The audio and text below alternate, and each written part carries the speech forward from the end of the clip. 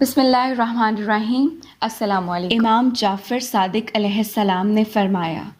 کہ جب محرم کا چاند آسمان پہ ظاہر ہوتا ہے اس وقت جو انسان میرے شہید دادا حسین کے غم میں اپنی آنکھیں نم کرتا ہے تو اللہ اس کے پچھلے سارے گناہ معاف کر دیتا ہے، اور اس کے لیے میری دادی فاطمہ الزہرا سلام اللہ علیہا جنت کی ضامن بن جاتی ہیں۔ محرم کے ایام سادگی سے گزارا کرو، کیونکہ یہ دن ہم سادات کے لیے قیامت کے ہیں۔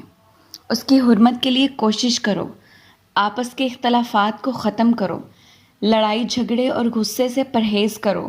جتنا ہو سکے یہ ایام صبر سے گزارو، نامحرم کو دیکھنے سے دوری اختیار کرو، لوگوں کی غیبت سے اپنے آپ کو پاک رکھو، جھوٹ بولنے سے اپنے آپ کو دور کر دو، کیونکہ جو انسان اس محرم کے احترام میں اپنے آپ کو گناہوں سے پاک رکھتا ہے تو اللہ اس کی زندگی میں خوشحالی اور برکت لکھ دیتا ہے، اور اس کو جنت میں وہ مقام دے گا جس پر دوسرے فخر کرتے رہیں گے۔